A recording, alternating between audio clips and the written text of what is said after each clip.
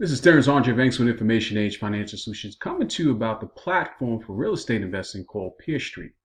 Now, PeerStreet as a whole is a great platform, so I don't want to come off as a negative, but I'm providing a little warning, especially if you function from the space that I'm in, which is the hard money lending and providing loans to people who are doing rehabs or doing new construction.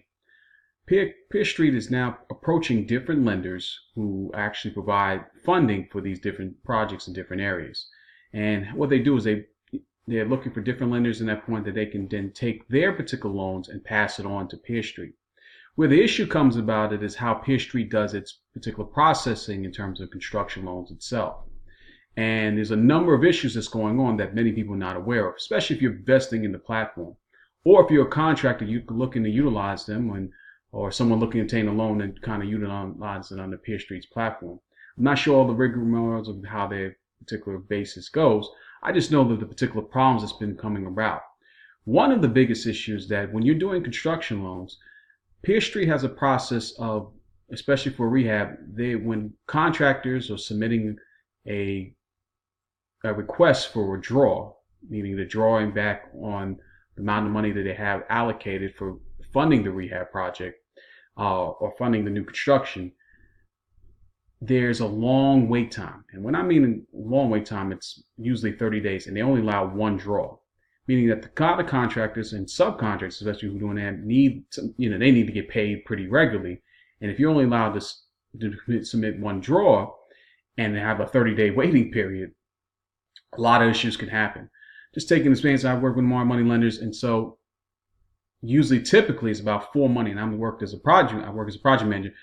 Four usually the average of particular borrowers that I come across and stuff like that, and especially who are looking to get draws for doing their projects. So imagine if you're running a project and you only can get one draw. That means you have to come out a lot of money out of your pocket to fund before you can get your draw request. Doesn't sound like an issue if you have a big pocket, but as people know, that money becomes an issue, especially when you're doing a rehab or doing anything of a construction project. That needing to get that funding is extremely important.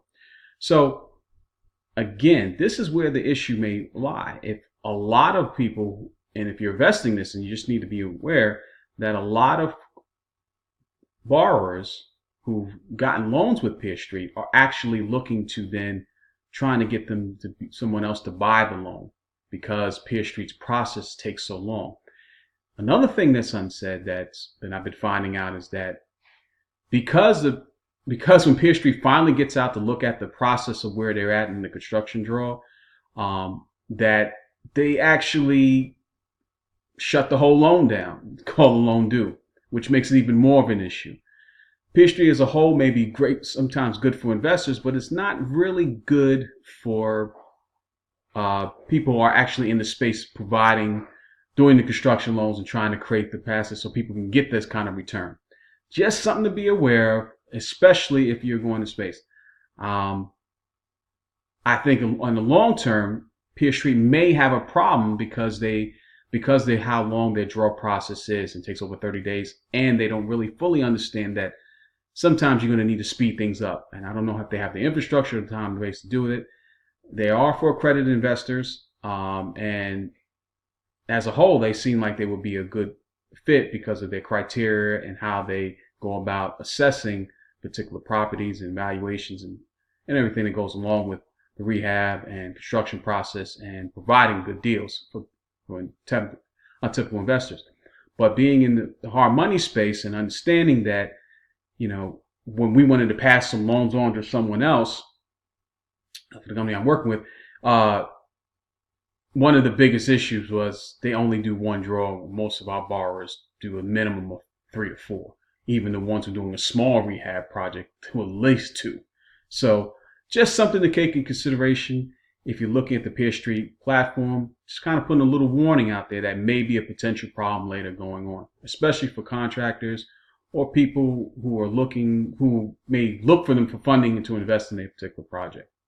If this video has been any value to you, please subscribe, leave some comments. Until my next video, I'm out.